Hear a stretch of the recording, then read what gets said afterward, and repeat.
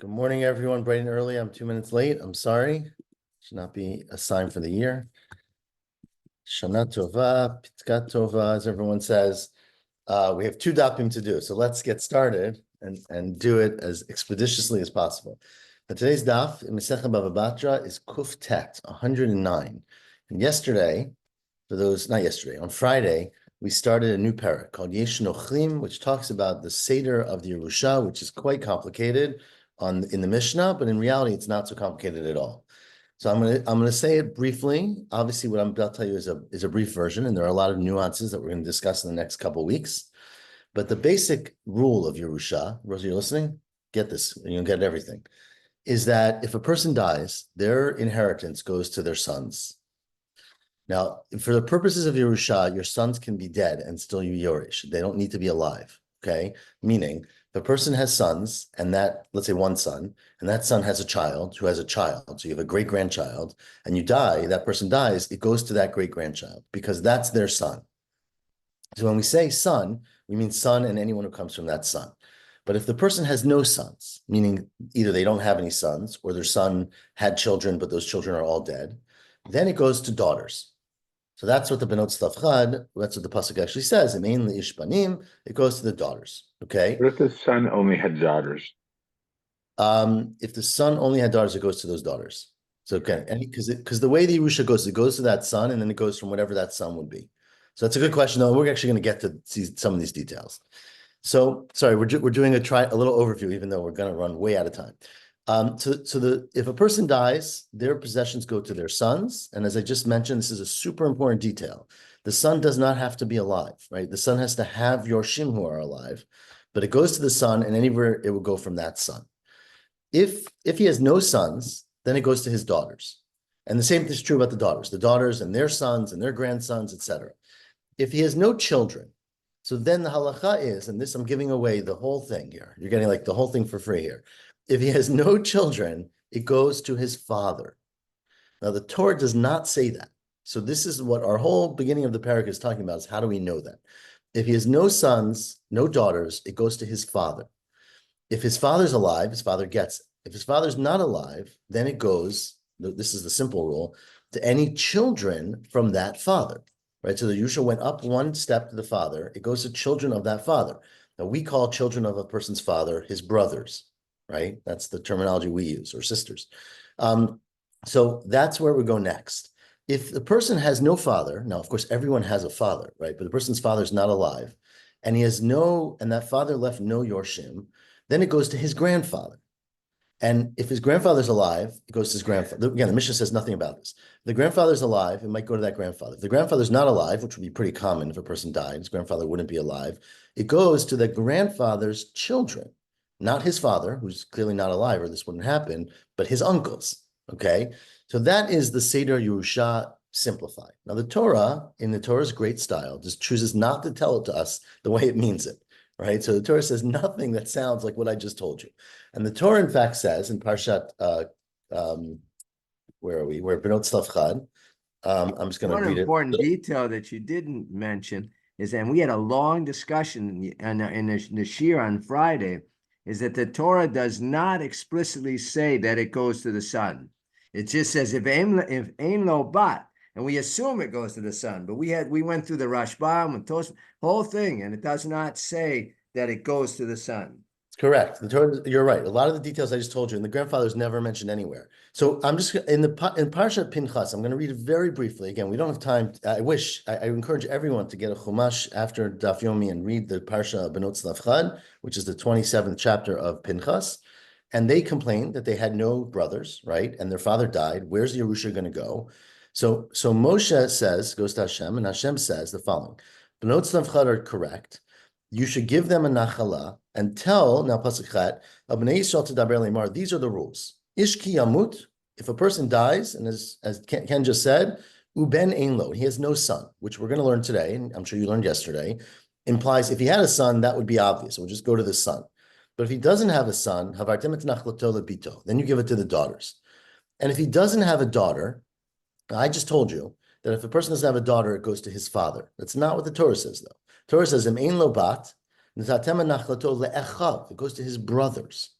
And if he doesn't have any brothers, then it goes to Achei Aviv, his father's brothers, his uncles. And if his father has no brothers, then the Torah gives you a general rule. Give the Nachala l'she'ero, which means some kind of shared, she'ero we always translate as like shared flesh, right? So some commonality, some relative. HaKarov Elav, who's close to him, mi mishpachto, from his family. And so yesterday, in Friday's daf, I'm talking about yesterday, Friday's daf, we learned that the word she'ero includes his father. The person who's close to him is his father. And so this pasuk is telling you, give it to the father. Now, from the order, it sounds like the father should go after the uncle. The Gemara says that's impossible. How could a father go after an uncle? The uncle's only your uncle because you have a father. So we said the father doesn't go after the uncle. You have to bump the father up. And we said bump the father up that he comes after the son and daughter and before the brother and before the uncle. So today's Gemara, now we're going to go, is trying to understand why when you bump the father up, you bump him up to that position. And we said there's two psukim. One is she'ero, which says include the father. The second is karov, which says the closer you are in, I guess, genetic relationship, the closer you are. So how come the father sort of fits after the children and before the brothers, which is what we're saying. So today we're at 4 lines to the top of Kuftet Amud Aleph. It says more of an Ema. Maybe they're not talking about, as we discussed the other day on Friday, we're not talking about this fellow's brothers. It's talking about the father's brothers. No, we're talking about this fellow's brothers. Well, we had a discussion about who comes first, the brothers or the father. Right. So we're talking about the fellow's brothers. So as I said, the way I said it, it goes first to his children, then to his father, then to his brothers. And the main reason is that the brothers are only your brothers because of the father, right? So ask the Gemara today that question. The Ema, 4 lines from the top. Maybe the word she'ero, which I just quoted from the pasuk, your relative, which includes your father, ze'av, milamid sha'av kodem lebat. Maybe that tells you further that a father actually gets it before a daughter. Maybe the son is first. Maybe the father is second, and a daughter is third. And says the Gemara, Yachol Yakdim Leben. Maybe the father should even be before the son. Tamalamar Hakarov. That's why it says Hakarov, saying the closer you are, the closer you are. Karov Kodem. Right? So ask the Gemara, how do you know that a father, again, the Torah doesn't add a father. We're adding him in later, and we're putting him somewhere in the middle of the Yerusha. Torah's Yerusha is Ben, Bat, brother, uncle. So we stuck the father in between the Bat and the brother. How do you know that? Maybe we should stick the father in before the Bat. Says Gemara, well, because a daughter really counts like a son. Because Kivan Deling Yibum, right? When you talk about Yibum, if a man dies without children, his wife has to marry his Yabim, his brother. That doesn't matter whether he has children that are sons or daughters, right? Benu bat yadadi ninu. So because by Yibum, a son and daughter are the same, Linyan Nachala Nam Benu bat yadadi ninu, so too by Yerusha, a son and daughter both fill that role of being descendants, and they go together. So, the son goes first, but the son and daughter go together, and then the father. Ask the Gemara, maybe ve'ema she'ero zeha'av. Maybe the word she'er includes a father, and she'er means relative. Milamed sha'av kodem la'achiav. Maybe we should bump the father down a level. We should say son, daughter, then brother, then father, then uncle. Right? So the father comes before the uncle. But you might think the father should come before a man who died, his brothers. Karov kodem. Maybe the brothers are closer. Says the Gemara, that wouldn't be necessary because it's impossible to conceive that a father, you need a pasuk to tell me that a father comes before his brothers, right? Because the only way his brothers are related to the deceased is because of him, right? So if he doesn't Yorish, his brothers are for sure not going to be Yorish. Says the Gemara, you don't need a pasuk to tell me that the father comes before his brothers, before the uncles, right? Because how in the world are father's brothers related to the deceased? Right? They're only there because the father is the father of the deceased. So av kayarti, mikoch av kayarti, koi. So you can say av kayarti, achia av. So I'm sorry, I missed the line. Mikoch man kaati, mikoch av koi. Right? Mikoch av. They come from the father. So koy av, you think if the father is alive, if he's present, koyarti achi av, right? So therefore, it is the rule that the father comes before the brothers, not after the brothers, but after the children. So that's the order I told you. The Gemara's question at this point, which is a funny question, is that if you read the psukim that I read to you in the beginning, it doesn't say any of this. It says if a man dies without a son, it goes to the daughter, then it goes to the brother, then it goes to the uncle, right? Then it says, and if there's no uncle, it goes to the Yorshim. And we're saying those Yorshim are the father. So clearly the order of the Torah is if there's no uncle. Says the Gemara, "V'hakroi lav hachi k'tivi." That's not the order of the psukim. Dichtiv, because it says ve'eim achim la'aviv. If there are no brothers for the father, meaning there's no uncles, then it goes to l'sheira karovi love. And you said the word she'ero include a father. So how can you say a father comes first? And the Torah clearly says if there are no uncles, you go to the father. Obviously, Krai Shelo Kesidron Ketivi. Obviously, the psukim are not in order because, like we just said the whole time, yesterday and today, it doesn't make any sense. It can't be in order because it can't make any sense. Now, of course, things don't have to make sense, but it doesn't logically make sense that a father would go after his brothers who only are there because of him. So that is the way that we learn the final halacha in this first pshat of a father inheriting, which the Torah does never mentions, and that the father comes before brothers, which is the big sort of question here, right? So it goes to children, then a father, then a person's brothers. So that's one explanation. It's from the word she'ero and the word karov. Says the Gemara V'haitana. Now there's another Tana 6 lines from the bottom, who are mighty lamehacha, who learns it from a whole different source, the Tanya. 5 lines from the bottom. Et zu darash Rabbi Shmuel Rabbi Yossi. Rabbi Shmuel Rabbi Yossi said the following drasha. Pasuk says, now again, we're reading the same psukim. Now we're going back to the first pasuk. Ish ki yamut. It says if a man dies, uben ein lo, and he doesn't have a son. The next words, which I'm taking out. I'm not in the Gemara, but I'm going to read it. Are v'ha'avartem et nachlato libito. You give the nachala to the daughter. Okay. So what the pasuk is telling you is b'makom bat. If there's a daughter, then you give the nachala to that daughter. Ma'avir. Then you give to that person because, now we're assuming this, we're going to develop it in a second. You assumed it would have gone to somebody else. Who would you have assumed it had gone to? You would have assumed it goes to the father. And the Torah is coming to tell you, if there are no sons, you don't give it to the father. You don't give it to the daughter. You don't give it to the father. Thank you. You give it to the daughter. But what I understand from that is that had there not been a pasuk, my instinct would have been that if you have no sons, if a person dies without sons, it goes to his father. So let's read that inside. Saying that you give it to the daughter because you give it to the daughter because she exists. But if there was no daughter, you would still give it to the father, even if there are brothers, right? So the brothers only show up later, but even b'makom achim, you would give it to the father. Says the Gemara, well, maybe that's not what it's saying. Maybe ve'ema, it's saying b'makom bat atam avir nachla min ha'achim. Maybe it's saying you give it to the daughter as opposed to giving it to the brothers, right? You're saying you give it to the daughter as opposed to giving it to the father, and otherwise you would have given it to the father. But maybe it means you give it to the daughter even though there are brothers, right? So the man's brothers say, we want his property, and we say tough, it goes to his daughter. But maybe turn the page to Kuftet Amabet, yatam avir nachla min ha'av. You don't take it away from the father, should there have been a father alive, even if there is a daughter. So perhaps this was only because there was no father alive, right? The father had died, right? Says the Gemara, well, you missed the point, and I actually alluded the point initially. Im Kain, says the pasuk, the Gemara, the key point here is nichtav rachmana the Im Kain, lo nichtav rachmana v'havartech. The Torah would not have used the word v'ha'avartem, and that, in fact, is the drasha. Because if you look at the parsha, again, I encourage you strongly to do it. It says, if a person has no brothers, let's say, v'natatem et nachlato la'achei aviv, you give the nachla. But in this example, it doesn't use the word nitina of give. It says v'ha'avartem, right? And we all know from Pesach, right? Havartem means you pass over someone, right? Like Pesach. So meaning, it's saying, using the verb of v'ha'avartem tells you, you passed over somebody who thought they had a right to it. Right? So the word v'havartem tells you that there's someone unnamed, basically. There's the unnamed person who would have had a claim, and that's not the brother, because the brother has further relationship. That we learn must be the father. So havartem tells you specifically that if a person dies and he has no sons and he has a daughter, even if he has a father, it goes to the daughter, implying that if he didn't have a daughter, it would go next to the father. And then all the subsequent psukim have to be talking about a case where there's no father and no daughters. Okay, says the Gemara. Now we have 2 psukim. One is the word she'ero, which tells you father. One is the word v'ha'avartem, which says we passed over someone, the unnamed person being the father. Says the Gemara, if you learn that a father is yorish from the pasuk v'ha'avartem, hi she'ero my avidle. So then why does the Torah have to say give it to your relative if relative meant father? Right? We already have a pasuk for father. Says there's a whole other brayta which adds a whole great new dimension to this, which is not today's daf, but it's going to be tomorrow's daf, which is that not only do people have blood relatives, They have marriage relatives. So zet sheiro zu ishto.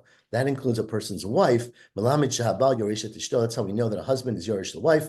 I left out, of course, marriages because it gets so complicated, and it'll be tomorrow's daf. I'll leave that all to everyone, but we're going to discuss that more tomorrow. But according to that man Amar, the word she'iro includes that a husband who's not related to his wife inherits his wife. Ask them, what about the opposite way? If you learn out that that a father is included from the word she'er, so why does it say, give it to the daughter and pass over somebody? Who are you passing over? You know, in fact, there's a Braita that explicitly darshans this pasuk. The Braita says, Rebbe Omer, famous Rabbi Yehuda Nasi says, B'kula nemar behu nitina.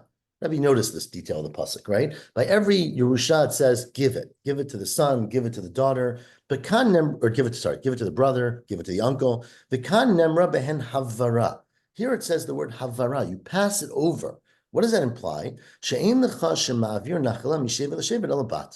You know, the truth is, because a daughter is very fraught, right? When you give Yerusha, let's say, and the Rashbam always uses Shvatim, but let's say Shevet Ruvain, right? It's not a good example. Shevet Shimon will pick, has Nachala, and a man from Shevet Shimon, right? Or we can use, let's use Shimon, we'll stick with him.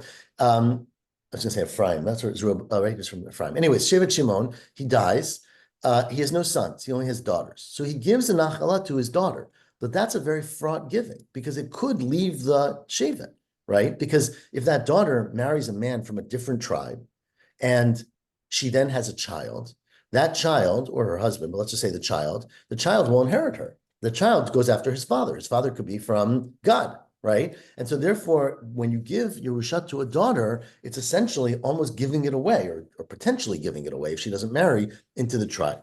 Let's read that inside. Because there's no Yerusha shema'avir nachala mishevet l'shevet ella bat, right? A woman, a daughter, can pass Yerusha from one tribe to another. Ho ubina ubala yorshinoto. Because if she dies in the lifetime of her husband or her son, they will be Yorisha. So therefore, we use the word havara when we talk about Yerusha to a daughter, but it's not to include anybody else. Okay. But the Torah, end of Parsha Masai, explicitly says that these daughters should marry within their own tribe, so that it stays within the tribe. That's the end of the Sefer. Correct. That is obviously this point, but that's why we're using that verb. The question is, do they have to? It doesn't say they have to, so they should. There's a special rule. We're going to discuss this all. Obviously, this is very relevant for this. Says the Gemara. Now, the whole beginning of today's daf and yesterday's daf is that the word she'iro means the father. But how do you know the word she'iro? I told you it means a relative. Because we had the pasuk of the Arayot, of course, which is familiar to all of us, which says, Ervat achot avicha lo tigaleh, don't violate the erva of the father's brother. She'er avicha hi. Right now, I'm quoting the end of the pasuk in the Gemara. It's your she'er. It's the relative of your father. So the word she'ero must mean father. It says, remember, if you keep reading the Arayot, it says she'er by everybody, right? Ema she'ero zuha'in. Maybe it means your mother. D'chtiv she'er imchahi. Amar Rava, no, because the pasuk does not say you give it to she'ero karovei lav. It says you give it to she'ero karovei lav mi mishpachto, family. And the rule we have, again, which will be very relevant in this parak, is mishpachat av kuya mishpacha. A person is mishpacha, goes after their father. That's the way, inheritance goes, a Yerusha from a Levi, a Kohen, that kind of thing. Mishpachat aim ena kuya mishpacha. And that's based on the pasuk tichtiv, the mishpachotam lebeit avotam. A family, we had that 100 times, right? Mishpachotam lebeit avotam. Whenever we count people, we talk about the families lebeit avotam. So that is the proof. We're going to go on a slight digression here, just a very fun post Yom Kippur digression for the next amud and a half. And so, but we'll get back to it. Don't worry, because we get to do two daf today, so we'll get back to the point. Ask the Gemara though on this slight digression: is that really true? Is it true? Where my mishpachat aim ena kuya mishpacha? Is it true that a person's mother's family does not count basically for his family, meaning a child is never miyuchas, is never thought to inherit from his mother? What about the famous story in our house? We told the story in Yom Kippur because of today's Gemara. It's a great story in Sefer Shoftim. I encourage everyone to also review that if you have all your time in the world. But there's a very famous story of Pesel Micha. And I'll give you the brief outline in 1 minute. that Micha lived in Har Shomron, and he got a lot of money from his mother, and he built a beautiful idol, a beautiful pesel. And he made a temple around it, and he made priests, and he had a whole, everyone used to come to Micha to pray. And one day a child shows up, we're going to learn about him in a second, and he says, I'm looking to make my fortune, and he's a Levi from Beit Lechem Yehuda. So he's a Levi in Yehuda, which is our question, and he is obviously educated, and he's knowledgeable, and he gets hired to be the priest for the Pesel of Micha. Okay, so now the pasuk says, "Achtiv lahin nar mi Beit Lechem Yehuda." There was a child who came, teenager, from Beit Lechem Yehuda, mi mishpachat Yehuda. He came from the family of Yehuda, v'hu Levi, and he was a Levi. Now that seems a little contradictory, right? We'll get into it. V'hu gar sham, and he hung out and he lived in the house of Micha, and he was the resident priest, right? Now, says the Gemara, first of all, Hagufa Kasha. This doesn't make any sense, the pasuk. Amrit, you said who Levi, right? You say he's Levi. Levi ati. And then you say he was Mishpachat Yehuda. Yehuda ati. Elalav, it must be that his mother was Levi, his father was Levi, sorry, because that's why he's a Levi, because his father was a Levi, and his mother was Yehuda, and the Torah still says he was from Yehuda. So you see that your mother's family counts, right? Elalav avu Levi. His father is from Levi, and so he's a Levite, and therefore he's a good guy to worship in, to be the rabbi in the temple. The Ima Yehuda, his mother is from Yehuda. The Kamer, it says Mishpachat Yehuda. So you see from this case, this very funny case of Pesel Micha, that this child this nar is actually from the mother's from Yehuda, and we're calling Mishpachat Yehuda. So you see, you use the word Mishpacha by the mother. Amar Rava bar Rav Chanan, sorry. No, that's not the case. He wasn't from Levi. His name was Levi, right? When he was born, they named him Levi. Gavra Dishmei Levi. His name was Levi. It says more, that's a very cute answer. But if you continue the parsha, and again, this is why it's so important to understand the story of Pesel Micha, as Micha gets excited by this guy, he says, thank God. God showed clear favor for me because he sent me a priest whose name is Levi, right? Meaning that he came from Mishpacha Levi, so he's a good teacher, right? So Micha says the following, Ata yadati ki yitav Hashem li. I know that Hashem likes me. Again, all the contradictions here of him building a Pesel Micha, which is essentially an Avodah Zarah, and then thanking God for giving him such a nice support for his Avodah Zarah, right, is bizarre, but not for today. But he says, I know that Hashem was good to me, Ki hayali halevi likohen, because he gave me a Levi to be my Kohen, right? So clearly, it's not because his name was Levi, it must be because he was from the tribe of Levi. Says, no, that's not exactly what he meant. It's really great hashgacha pratit, as we would say, right? That the guy I found to be my priest was born named Levi. What good? It's like, you find the Kohen whose name is Tzadok, right? So in the Itrami Legava Dishmei Levi, says the Gemara, okay, that's a great and weak answer, but is his name really Levi? Because if you get to the end of the story of Pesel Micha, at the end of the story, it says his name. You know what his name is? Yehonatan ben Gershon ben Menashe. Says Gemara, Fi Levi Shmo, his name could not have been Levi. Hello, Yehonatan Shmo, Shenemar, Yehonatan ben Gershon ben Menashe. This is the person of Pesel Micha. Hu banav hayu kohanim l'shevet hadani ad galot haaretz. I think is the end of the pasuk, right? What's chet ad yon galot haaretz? Okay, so his name was not Levi. So how can you explain that he's Levi and he's Yehuda because his name was Levi? His name is Yonatan, right? Says Gemara, okay, you're right, but the whole story doesn't make any sense. Is his name really Yonatan ben Gershom ben Menashe? What does the tradition tell us? That this kid Yonatan was a grandson not of Menashe, but of Moshe. Because remember, Moshe's son was Gershom. Hello, ben Moshehu. His name he was the son of Moshe, the grandson of Moshe.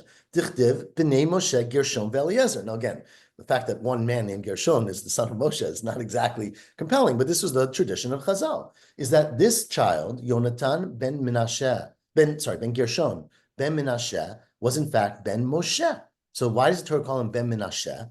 Because what he did was essentially what Menashe, the king, 300 years later, maybe, or 500 years later, who was Oved Avodah Zarah more than any other king, right? What Menashe did, he was like Menashe. So when the Torah, speaking to a contemporary audience, wants to tell you how bad someone is, they use the word Menashe. I don't know what the contemporary audience is exactly, right? Because obviously it wasn't the time of Pesel Micha, because Menashe wasn't born for hundreds of years. But I guess for someone in Bayit Sheni or whatever the time it might be. So therefore, because he acted like Menashe, Talu HaKatuv b'Menashe. So therefore, the Torah used the name that was not really his name. So Achanami, so say the same thing. Now Menashe was the king of Yehuda. Remember, he was the son of Chizkiyahu HaMelech, right? So therefore, we call him from Yehuda. It's like the whole persona that he's like Menashe, king of Yehuda.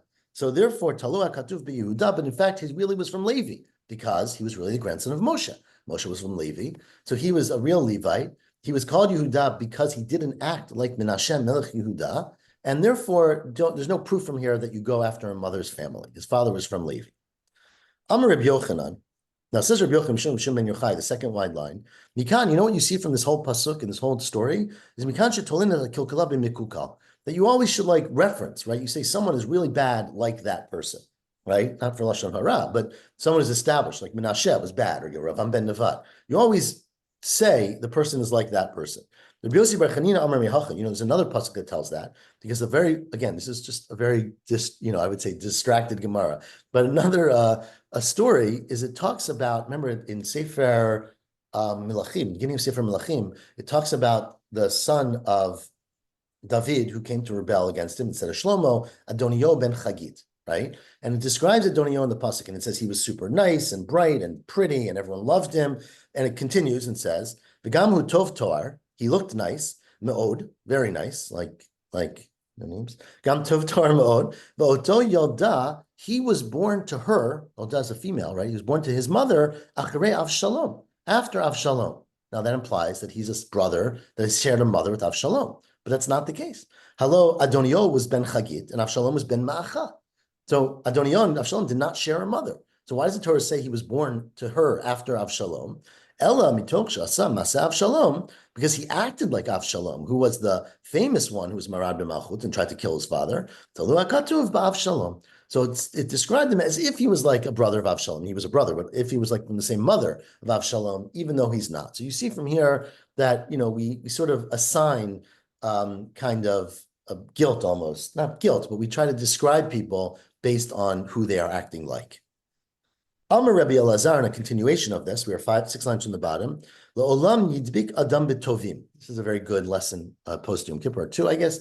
A person should always attach themselves to good people, meaning this specifically means in marriage, but it's probably a good lesson everywhere, is that you should be very careful about the people you associate with, because Sha'arim Moshe, meaning, and what we mean by tovim is tovim of yichus, right? Meaning not just the individual is good, but the individual's family and their tradition.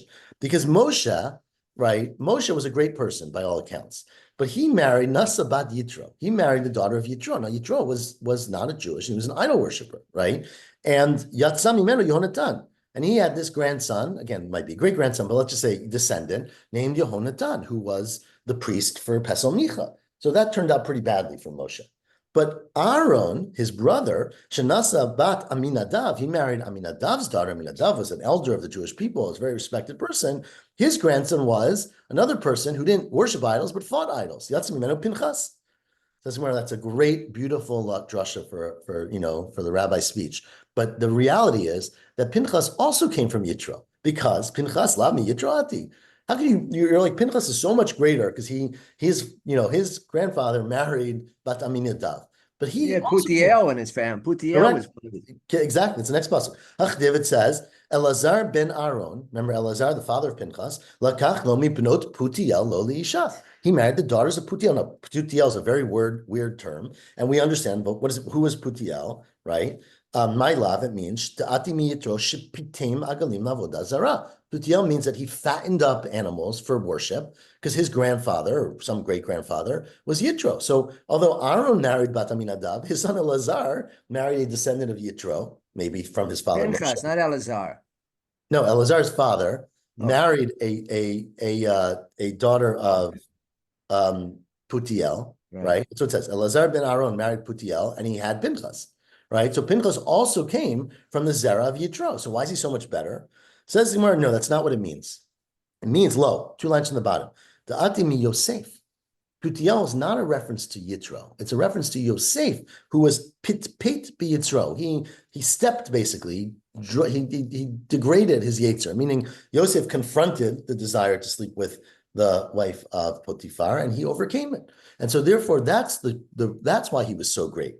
Says the Gemara, well, that's not what we learned in the Gemara before. It's later, actually, but we'll get there in That's Sanhedrin. not what Rashi says in the Chumash. It's true. Well, Rashi learned this Gemara too. Don't worry. Hello, Shvatim mivazinoto. The Shvatim were making fun of Pinchas after he killed Cosby and Zimri, right? Because they said, Omrim riitem ben puti zeh shebitem avi imo agalim lavodah zarah. Look at this one, Pinchas, which is what Rashi quotes in the Chumash, right? This one whose grandfather, Yitro, was fattening idols for Avodah Zarah, and now he's killing one of our Nisi'im. He's so great and holy. But Yarog Nasi Shevet Yisrael.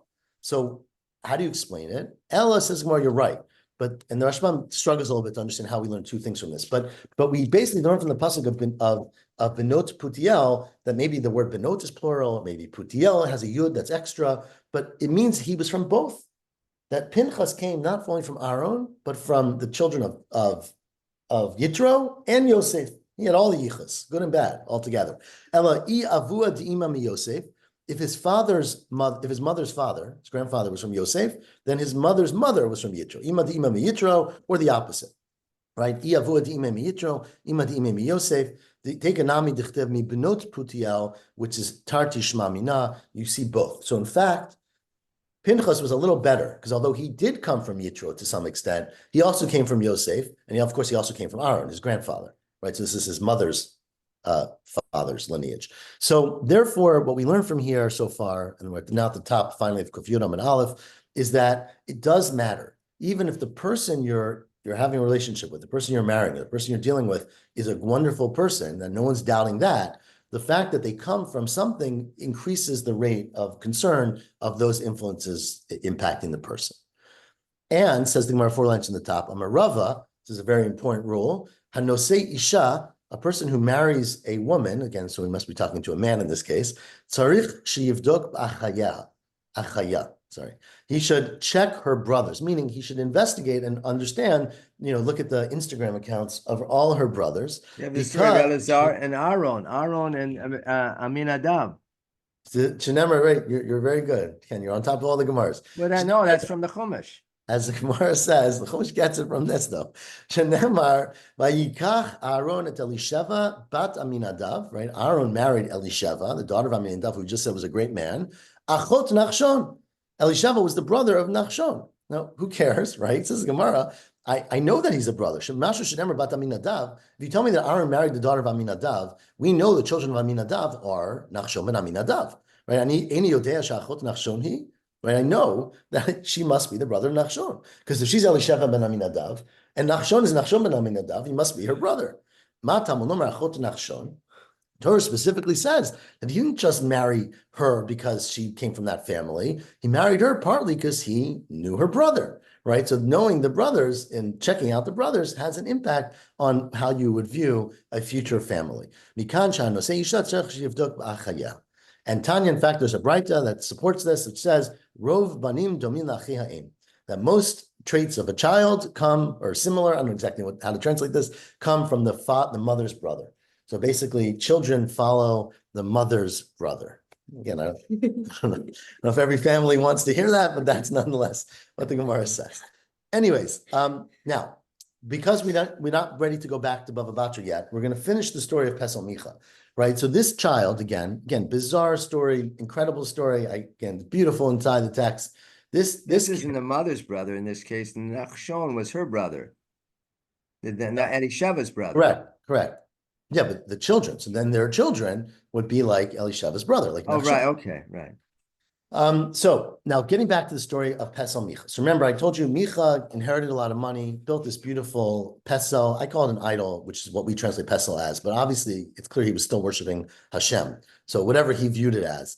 And he got this priest, this Kohen, who was a Levi, who was from Yehuda, who showed up and said, I'm looking to make my fortune, right? So the story continues, if you recall, in Sefer Shoftim, which you guys recall, Rosa, because we just talked about it yesterday, that the Shevet Dan had nowhere to live. And they sent out spies to scour the land to try to find a new homeland for Shevet Dan. And they showed up, they obviously heard about the very famous Pesel Micha, and they showed up there, and they're there, doing whatever they do and sleeping over, and they hear the voice of this Kohen, who's a Levi. And it says that they were very taken by it and they went over to him and was like, what are you doing here? Right? Because Now, the simplest explanation is geography. Like, what are you in the Shomron if you have an accent that tells me you're a southerner from Beit Lechem Yehuda, right? But the words they say to him are, Vayasuru, they went aside, again, which is a great parallel to Moshe Rabbeinu, who went aside to look at the sneh, right? And they said to him, and this is now a quote from the Pasukim Shoftim, Mi haviacha halom, who brought you here? Umata oseb bezeh, and what are you doing in this place? Umalecha po, what are you doing here? Now, of course, there's a very weird way to say to someone, what are you doing here? But these are all code words, because each of these words is a word that's used by Moshe Rabbeinu, right? Amru lo, lav mi Moshe ka'atit, aren't you a child of Moshe? Dichtiv be, it says, God said to Moshe, al tikrav halom, right? It's a weird word. Don't come close to the sneh. Lav mi Moshe ka'atit dichtiv ba ma ze biyadecha. Hashem said to him, what's in your hand at the same time? Lav mi Moshe ka'atit dichtiv be va'ata po amod imati. Right? So these are all, they were like basically saying to him, how could someone with your yichus, with your connection, be standing here worshiping this avodah zarah, this pesel micha? What about all the traits from your grandfather? Avi Abba, where am I? Taseh kohen lavodah zarah? You're going to become a priest for the avodah zarah? Amar la, and he said to them, that you're right, but this is exactly why I'm doing it. Because kach mikublani mi beit avi abba. This is the tradition I got from my grandfather's house, from Moshe Rabbeinu's house. That lo'olam yaskir adam atzmo lavodah zarah. A person, you don't have to believe it. You should hire yourself out to be the secretary or the priest in this case for an avodah zarah v'ayitztarech lebriot, and rather than accept charity from other people. So I had no job. This was the only job I can get. And that's the way you do it. So that even if you're homeless and you don't have any money and the only job you can get is selling Christmas trees, that's what you should do, right? That's what Moshe Rabbeinu taught me. So I learned from him that you should always, and that's the story, by the way. It says that Nar Levi left because he had nowhere to go and he had no fun money. He wasn't successful in finding a parnasah, and he took this job. This was a good job, and that's what I learned from my grandfather. It says the Gemara, who savar? No, he was wrong because he thought avodah zarah mamash. That Moshe's tradition was you should work for even an idol. Velohi, it's not what Moshe meant. Ella meant avodah zara meant avodah shezara lo. You should do something that is foreign to you, meaning you should do a menial job or something that's below you or something that's not part of your caste and your family rather than require charity. You should clean the streets, right? Kadamali Rav Kahana. As Rav said to Rav Kahana, look, you're having a hard time finding money, Rav Kahana. Nitosh nevilta b'shuka. You should rather be which is one of the lowest jobs you can get, someone who cuts up the carcasses of animals in the middle of the street. Right? There's no privacy. It's disgusting. It's full of gore and blah, blah, blah, blah. It's a very menial and labor-intensive job. Unfortunately, even today in slaughterhouses, right? You can't find anyone to do the job. So because it's such a bad job, you should rather take that job, ushkol agra, and take money from it at least. Lotema gavaraba anna. Don't ever say I'm a great man. Vasila bamilta, and it's below my stature to do such a job. So that was the real teaching of Moshe. Not that you should literally work avodah zarah, or not worship, but work for avodah zarah. But you should be a employee for avodah zarah. Just on a side note. Again, not the time, unfortunately, for all of this. There's more Gemara. There's a Gemara in Yerushalmi that talks in Brachot about this and says that he really didn't believe in it. He was just working, and which again could be very consistent with the Psukim, that he was just the sort of the officiant in this church. Now, Kivan Shira'at David. Now, later, this again very strange pasuk because this guy shows up again in the times of David, and it says he was in charge of his otzar, in charge of his treasury, right? And David saw and said, "Look, clearly this guy is driven because he needs a job." Right. And again, how it's the same person 200 years later with David, I'm not sure. But Kivan Shira'at David, Shemamon Chavivalav Biyoter, he saw that this person is really fixated on making a living, which then Mino al Hatzurot. He said he's a great guy to be in charge of the money. Shenemar, excuse me, because it says in Divrei Yamim, where's the pasuk? Sorry. It says in, I thought I psukim, here we go, Daled, in Vav, sorry. It's in Divrei Yamim Aleph, Yachaf Vav Chav Daled. Ushvuel ben Gershon ben Menashe, it actually just says Moshe in Divrei Yamim. Ushvuel, the son of Gershon, son of Moshe, was Nagid al Otzarot. He was in charge of the Otzarot. Now here we're calling him Shvuel. It doesn't matter if he's Shvuel Shemo. Hello, Yonatan Shemo. His name was Yonatan. So why is he called Shvuel? Beautiful name, post Yom Kippur. Amar Reb Yochanan, Sheshav Lael B'chol Libo. Shvuel means he was shav, he returned to God with his whole heart. So he regretted what he did tshuva, and he got a job with Moshe, actually running the treasury for the whole Yisrael. Again, hard to understand exactly the ages and the dates and how a grandson of Moshe would be alive in the times of David, but clearly this is a beautiful, I would say, story it's a story in Shoftim actually, but the derivation in the Gemara. Okay, that is our side project. Let's continue, and I think in the next 10 minutes we can finish the rest of the daf, and everyone can get on with the Shachris or wherever they're going, because the Mishnah continued and said, above there, we had this question where the people from Dan came and saw him. What was he doing working there? But earlier in the Gemara, I went out to 15 minutes ago, we said that this fellow, Yonatan Begeshan, Kohanim, Shevet Dan. So he was from Shevet. No, he nothing to do with Dan. Shevet Dani.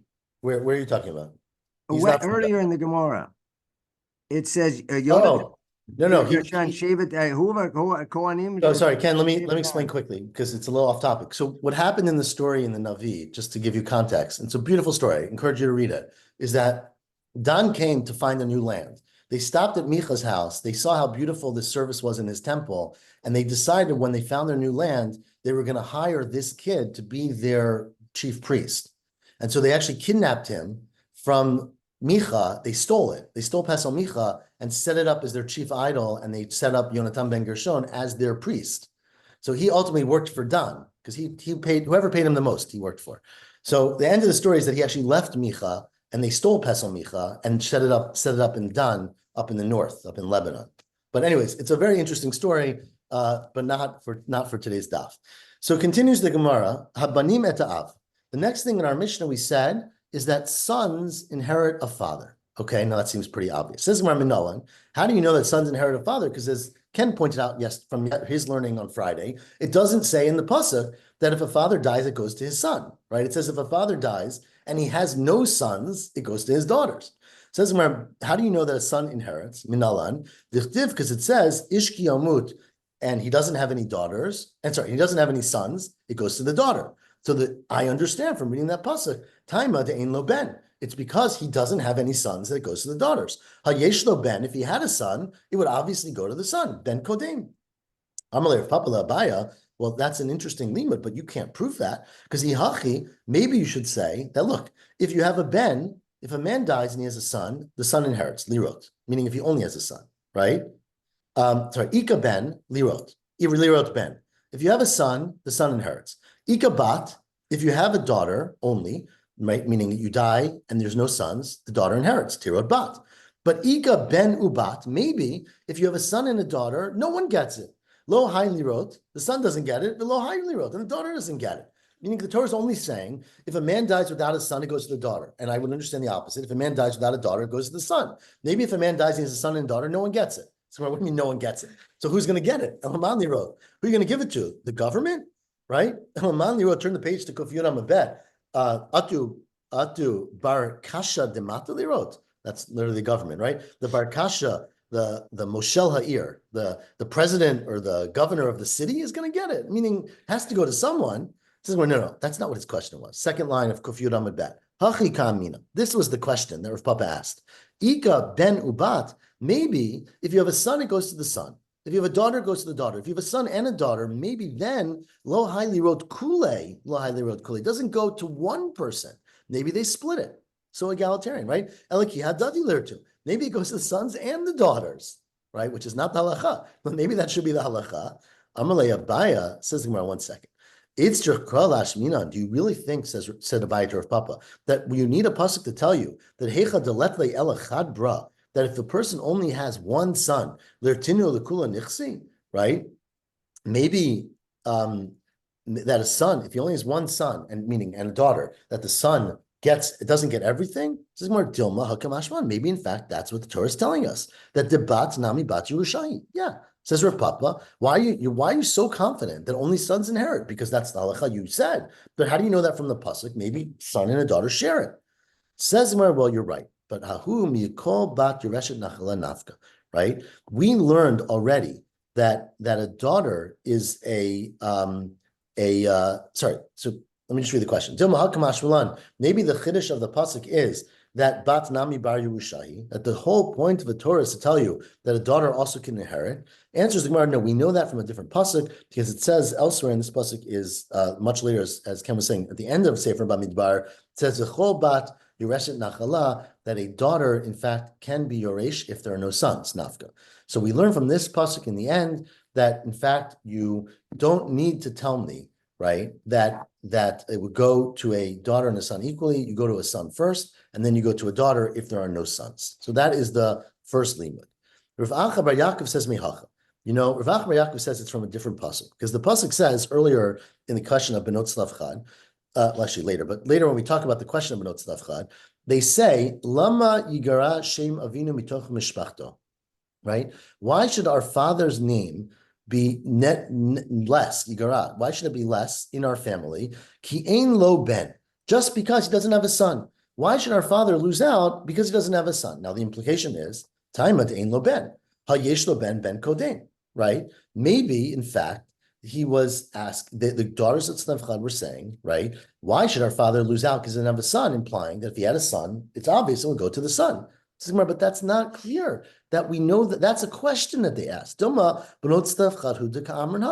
Maybe that was the assumption of the Benot Tzlav Chad. They went to Moshe and they said, why should our father lose out because he doesn't have a son? And maybe the response of Hashem is, it doesn't matter if it's a son. Maybe Hashem's response was, it could be a son or a daughter. Dilma, Benot Tzlav Chad hu deka'amrin hachi. That was the statement of Benot Tzlav Chad. That's not the halacha of the Torah. And then Nitzna Torah v'nitzchat halacha. And maybe the Torah actually changed that halacha and said that sons and daughters are equal. Ella mechvertik kedushinim mekar. They're not. It goes back to the original answer that we gave before, which is that it goes from the fact that ein lo ben, it goes to the daughter. Ravina says mehach. Ravina says I have one more proof for this. It says hakarov elav. Right, we quoted this earlier, that if you don't have any close relatives, you give it to the next person who's closer. HaKarov, Karov Kodem, the one who's closer to the father goes first. And obviously, sons are closer to a father than a daughter. He's like, what? Why?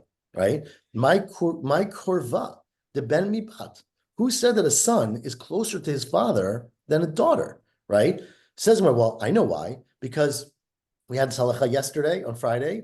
Remember, if a father buys an amah ivriya, a slave, right? He's allowed to marry her, sleep with her, without doing kiddushin. He owns her, and he can give her to his son, right? So his son stands in place of the father for amah ivriya. So that's called yi'ud, right? It's not quite marriage. It's designated for him. Sorry. So therefore, you see a son is close to a father because he can stand in place of his father for yi'ud, right? So my korva, the ben mibat, shik ben. Come tachat aviv liya'ada, and also the halacha we talked about yesterday on Friday too. L'stei achuzah, that if a father dedicates a land to the Kohen, to the Beit Hamikdash, if he redeems it, he gets it back at Yovel. If someone else redeems it, he doesn't. If his son redeems it, it's like him, right? So a son is like a father. So it's but that's not so clear. That's because a son is closer than a daughter. It's just because a son can marry a shifcha and a daughter can't marry a shifcha. Right? It's just because of marriage, right? Ya'ada, bat lav, bat ya'adai, right? You can't say that a daughter is excluded from ya'ada. It's not relevant for her, right? And ste'achuzah, nami mehai percha, gufahu dahakaima, right? Gufahu, right? Remember, we said this yesterday too, that the only way we know ste'achuzah is we learn it out from yi'ud, right? So it's not an independent halacha of yi'ud, it's a derivative halacha. Dahakaima le, the Tana, now we're quoting, Klum yesh yibum el b'makom she'ein ben, right? Ella says, you're right. This is a problem, and it's not a good proof that a son is closer than a daughter because a son can stand in for his father for yi'ud. It doesn't prove anything. A daughter can't stand in for her father because she can't marry a woman. Ella machverta kedushanina meikara. That is the first answer, which is that it is ein lo ben. The iba itema mehacha, and there's one final halacha where it says, remember this is another general halacha, where it says, hitnachaltem otam, you give over your nachala, lebnechem achrechem, to your sons after you. Why does it say sons? It must be bnechem v'lo benotechem. It says specifically sons and not daughters. Not that daughters don't get it, but sons get it first. Doesn't matter. Really? The Torah always used the word benotechem. What about Shema? El Miatad says, the man yerbuyi mechem v'mei b'nechem al har adama, right? They include your life and your son's life. Does that mean your sons and not your daughters? Obviously, it doesn't mean that. Why would we only bless someone to have them and their sons, be prosperous? So that's different. Bracha shani. When you talk about a blessing, obviously a blessing goes to everybody. And so you can say a male term, b'nechem, and we understand it means all humanity, right? But when you're specifically talking about halacha of Yerusha, the fact that the Torah used the word "v'nachaltem otam libnechem" instead of saying the word zarechem or some other term that implies gender neutral, it's telling you that sons come before daughters, daughters come after sons, before the next level, right? So again, we're going to stop here at these 2 dots. We did a lot of good space today, but just a quick reminder, obviously it gets more complicated, but if you remember these simple principles, and you'll find the exceptions, it goes first to a child, which is a son. If there are no sons, to a daughter. If there are no children, and again, children does not mean living children, it means children and any derivatives of those children, right? Then it goes to the father. If the father's not alive, it goes to descendants of the father. And descendants of the father are brothers from the father, not from the mother, which we'll talk about tomorrow, right? And again, any children from that. So if the father's not alive and all the uncles, all the brothers are not alive, but there's a great nephew, it goes to that person. If there's no one from the father's generation still alive, then it goes to the grandfather, right? Now, if the grandfather's not alive, which is likely, it would go to his sons, which are uncles, right? Father's brothers. And then again, down from that. If none of those people are alive, it goes to the great grandfather, etc. And eventually, unless a person is a ger, it always goes to somebody. So we will We didn't mention the father's sister. The father has no brothers. The father's Sister. We said the father's brothers. It goes to the father. But if the father doesn't have any brothers, but only sisters, what about then the sister's children or the father's sister? So we'll discuss that. But yes, it goes to them because it goes from the grandfather, right? So the father's sister is a grandfather's daughter. So if you're pumping down, right? Father's sister is a grandfather's daughter. You got that? Right, Okay. but it's not a male relative. Right. So again, it depends. They have to share a father. If they share a mother, it doesn't count. Right. As long as they share a father, ultimately from the grandfather will go down to his sons. If he has no sons, meaning the father has no brothers, then it goes to his daughters, which would be the father's sister. Right. Okay. Okay. Shavua Tov, everyone. Thank you for that. Let me just give a quick update. So I'm away. David is going to do it, I think, in person on Yom Tif. I don't know about Motzei Shabbat. He's doing it. I don't know if he's doing it on Shabbat or Motzei Shabbat. You guys should talk about it. Oh, you're away next week too?